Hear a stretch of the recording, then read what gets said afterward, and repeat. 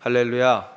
오늘 하나님의 말씀을 통해서 내게 새롭게 눈을 열어주시는 하나님의 은혜를 소유하시기를 주님의 이름으로 축원드립니다. 오늘 말씀의 제목은 형제를 용서하지 않으면입니다. 형제를 용서하지 않으면. 천국 시민의 성품을 주제로 하고 있는 오늘 말씀은 특별히 용서에 대한 예수님의 교훈을 담고 있습니다. 바로 앞에 형제의 범죄에 대해 신중하고도 단계적인 조처를 취하도록 말씀하신 예수님이 이제 그 모든 조처의 근본 정신인 사랑과 용서에 있음을 우리에게 강조하고 계시는 겁니다.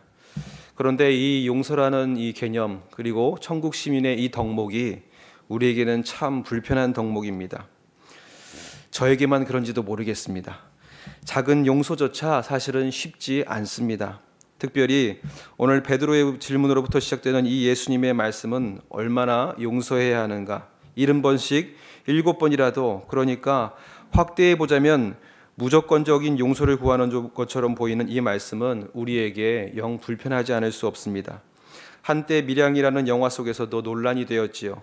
용서와 죄사함 사이의 불편함. 그런데 오늘은 이 불편함을 조금 거두어 왜 우리에게 용서를 구하시는가? 예수님에 담겨진 진심을 발견하면 우리는 은혜를 얻을 수 있고요.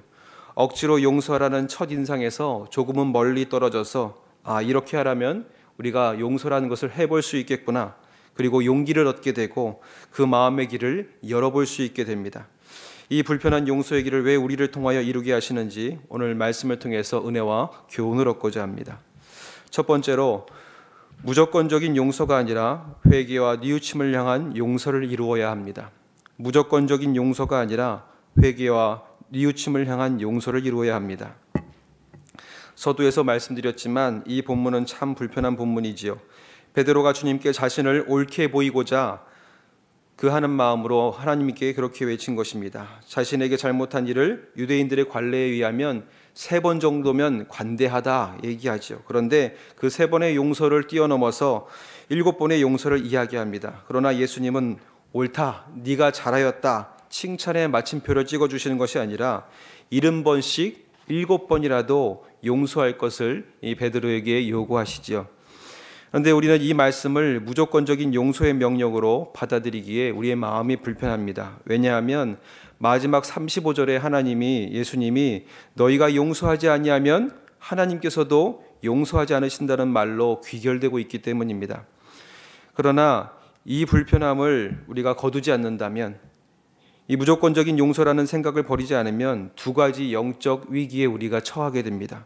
그 첫 번째가 무조건적인 용서가 나로 하여금 기독교적 소양과 영적인 덕막을 갖춘 사람으로 여기게 만들고요. 신앙의 고상한 수준에 다다른 사람의 반열에 올랐다는 망상에 사로잡히게 하는 위험이 있습니다. 또 2번째는 내 용서가 저 용서받은 장발장처럼 누군가를 확실하게 변화시킬 수 있을 거라는 착각에 빠지게 된다는 거지요. 여기에는 기독교인으로서 꽤 괜찮고 너그러운 사람으로 보이고 싶은 달콤한 유혹이 한몫 차지하기도 합니다. 이것이 바로 우리 기독교인들이 쉽게 빠져드는 용서에 대한 유혹 중에 하나라는 것이지요. 잘못된 용서에 대한 이해가 조금은 해결되어야 합니다. 무조건적인 용서는 잘못하면 나 자신에게나 아니면 누군가에게 상처를 주는 영적 교만이 되기 때문입니다. 먼저 이 본문을 다시 고쳐 이해해야 하는 것이죠. 하나님의 용서에는 회개와 뉘우침이 동반되어야 된다는 것입니다. 하나님은 죄사함의 용서가 이르기 전에 세례 요한을 통해서 외치게 하셨습니다. 바로 회개하라, 천국이 가까이 왔느니라. 하나님의 천국의 소망, 하나님의 진정한 용서, 죄사함의 은혜가 회개로부터 시작되었듯이 오늘 본문에서도 그 죄에 대한 인식과 긍휼의 역사가 자신의 뉘우침에서부터 시작된다는 것을 오늘 우리 26절과 27절에서부터 알 수가 있죠. 그 종이 엎드려 절하여 가로되 내게 참으소서 내가 갚으리이다 하거늘 그 종의 주인이 불쌍히 여겨 놓아보내며 그 빛을 탕감하여 주었더니. 다시 말해 1만 달란트 빚진 자가 간절히 구하였을 때, 그러니까 용서를 구할 때에, 자비를 구할 때에, 하나님 앞에 나아가서 주인에게 나아가서 사죄할 때에 엄청난 긍휼, 용서와 자비를 받은 것처럼 100데나리 온 빚진 자가 간절히 궁유를 요청했을 때에 그 용서의 요청을 거절한 그의 무정함과 사악함을 꾸짖는 말씀이지 무조건적인 용서를 이루라는 말씀이 아니라는 것이지요. 용서를 구할 때 용서를 해 주어라. 또 자기의 죄를 뉘우칠 때에 저를 향하여서 용서를 이루어라. 이것이 오늘 말씀의 핵심인 것입니다. 같은 말씀을 누가복음 17장 3절과 4절에 이렇게 말씀하고 계시죠. 너희는 스스로 조심하라. 만일 내 형제가 죄를 범하거든 경고하고 회개하거든 용서하라. 만일 하루에 7번이라도 내게 죄를 짓고 7번 내게 돌아와 내가 회개하노라 하거든 너는 용서하라 하시더라. 오늘의 말씀의 용서에 대한 우리의 마음의 시선을 다시 한번 정립하셔서 무조건적인 용서로 나를 몰아내어서 내 마음에 상처 입은 나를 외면하지 마시고 또 누군가의 마음속에 그 사람을 무조건적인 용서로 밀어넣어서 자신의 내면 속에 해결되지 않는 마음을 내버려둔 채 용서의 자리로 이끌어가는 것이 아니라 내 마음속 영적인 교만을 살피고 하나님이 말씀하신 회개와 뉘우침 속에서 용서를 이루어 가시는 저와 여러분들이 되시기를 주님의 이름으로 축원드립니다. 두 번째로 용서는 하나님 나라로의 초청이 됩니다. 용서는 하나님 나라로의 초청이 됩니다. 자, 이제 우리가 용서에 대한 불편함을 조금 거두었습니다. 무조건적인 용서가 아니라 하나님의 용서는 회개하는 자를 향한 용서라는 것이지요. 그런데 두 번째 불편한 상황에 우리가 맞닥뜨리게 됩니다.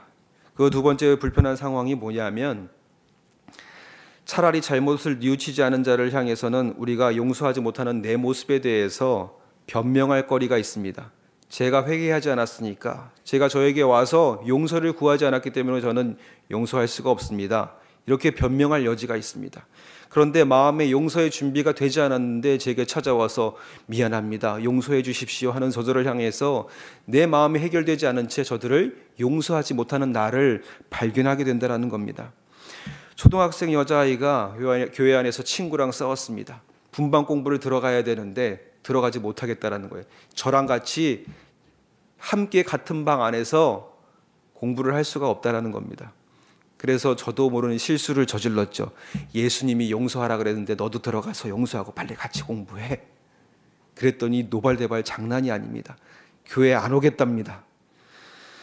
여러분, 오늘 1만 달란트 빚진 자의 이 마음이 그러지 않았을까요?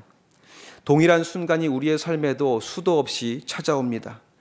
자기에게 100다나리온 빚진 자를 용서를 구하는데 도저히 용서가 되지 않는 것이죠. 그러니까 허락하지 아니하고 가서 빚을 갚도록 옥에 가두어 버립니다. 그리고 이 모습을 우리는 나에게서도 발견하게 되고요. 또 성경의 구약의 요나에게서도 우리는 발견하게 됩니다. 요나가 4장 2절에 그렇게 고백합니다. 주께서는 은혜로우시며 자비로우시며 노하기를 더디하시며 이내가 크시사 뜻을 돌이켜 재앙을 내리지 아니하시는 하나님인 줄을 내가 알았나이다. 사실 요나의 마음에 이런 하나님이 너무나도 불편했던 거예요. 자기의 마음속에 저들을 향한 용서가 해결되지 않았는데 하나님은 저들을 향해서 용서를 하라고 내 마음을 계속 찾아와서 요구하시니 그런 하나님이 불편했기에 다시스를 향하여 떠나였고 또 오늘은 그 니느웨를 향하여서 용서를 선포하고 회개를 선포해야 되는데 저들에게 재앙이 아니라 하나님의 구원이 임할 것을 보니까는 도저히 거기를 볼 수가 없는 것입니다. 그래서 떠나서 로뎀나무 아래서 하나님을 향해서 자기의 이 불편한 마음을 호소하고 있는 것이죠. 그런데 끝까지 하나님은요, 요나의 그 마음을 나무라거나 억지로 그의 마음을 용서의 자리로 이끄시는 게 아니라 계속해서 설득해 나가십니다. 박농쿨을 보내시고 그 박농쿨을 아끼는 요나를 향해서 네가 이 하찮은 식물을 아끼는데 내가 저 니느웨 성읍의 좌우를 분별하지 못하는 12만여 명의 백성과 가축을 내가 아끼지 아니하겠느냐. 계속해서 그 마음을 어루만지면서 용서의 자리로 인도하고 계시는 거죠.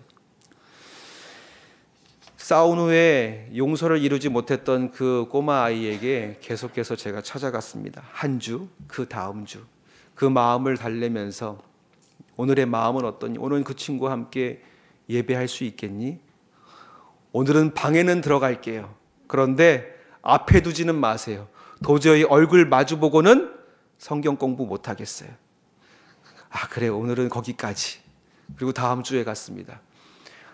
오늘 어디든지 앉을 테니까 옆자리에만 앉히지 말아주세요. 오늘은 거기까지. 그리고 또 한 주가 지났습니다. 그랬더니 제가 말도 하기 전에 가가지고 둘이서 까르르 웃고 있는 거예요. 여러분, 우리의 마음에도요, 또 누군가의 마음에도 용서할 공간과 시간을 주어야 합니다. 그런데 그 용서할 공간과 시간은요, 그냥의 시간이 아니에요. 그 마음을 어루만져주는 은혜가 필요합니다. 그 은혜가 무엇입니까? 바로 십자가의 은혜입니다. 나를 사랑하시고 나를 용서하시고 아껴주신 그 십자가 사랑의 은혜로 지금까지 내 마음에 용서하지 못한 불편한 상태에 있는 내 마음, 분노와 또 모든 이글거리는 내 마음의 상처들이 보듬어지고 만져지는 시간을 반드시 놓아야 된다는 것이죠.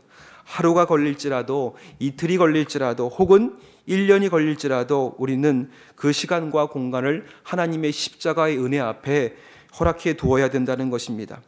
십자가의 무게를 지기 위해서 피 흘려 눈물을 흘리신 겟세마네에서 기도하신 예수님, 그리고 골고다 언덕을 오르며 우리의 죄의 무게로 몇 번씩이고 넘어지셨던 예수님, 채찍질과 가지 면류관 쓰신 예수님, 나의 죄로 십자가에 달려 손과 발에 내 이름을 기억하면서 못자국에 내 이름을 새기신 예수님의 그 뜨거운 사랑에 내 뿌리 박힌 미움과 증오가 다 녹아지고 사라질 때까지 성령의 인도하심을 받으며 십자가의 사건을 우리가 묵상해야 된다는 것입니다.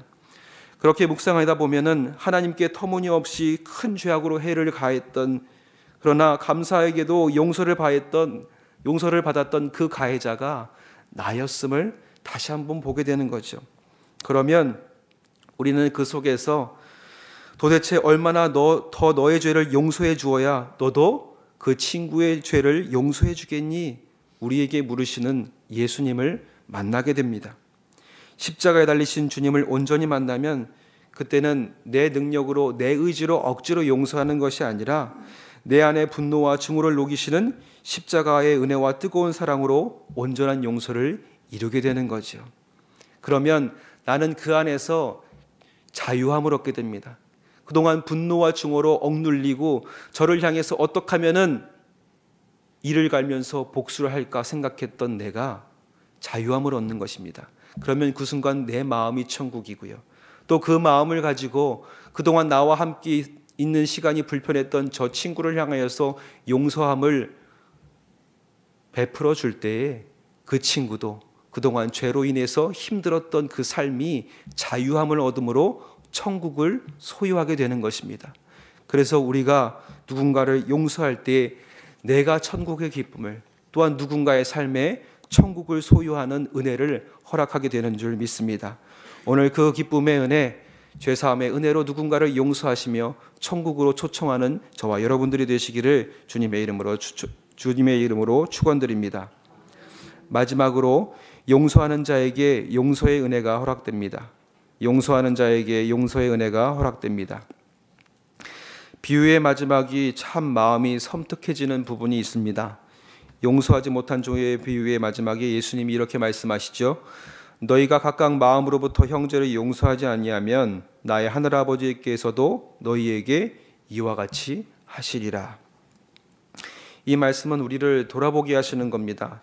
너의 삶이 과연 용서받은 자로서, 십자가의 은혜 받은 자로서, 저 십자가의 은혜로 예수 그리스도의 보혈의 공로로 오늘 죄사함을 받은 은혜가 너의 마음속 가운데 참으로 새겨져 있는가 다시 한번 돌아보게 하시는 거죠. 우리가 주님께 죄의 용서를 구할 때마다 우리가 행하는 용서의 삶을 성찰해 보도록 하시는 겁니다. 이 성찰을 통해서 우리의 눈이 우리가 하나님께 저지른 죄의 극악함을 보게 된다면 내가 받은 용서함의 크기가 얼마나 큰지 알게 되는 것이고요. 다른 사람들이 내게 행한 일은 얼마나 사소한 것인지 우리가 깨닫게 된다는 것입니다. 그런데 만약에 내가 누군가가 나에게 저지른 죄를 크게 생각한다면 거꾸로 어쩌면 우리는 내가 받은 하나님의 은혜를 축소하고 있는 것일지도 모른다는 얘기죠. 여러분, 달리 말하면 죄의 부분에 대해서 우리가 다시 한번 하나님 앞에 내가 받은 은혜의 크기가 얼마인지 생각해 볼 것을 우리에게 요청하고 계시는 겁니다.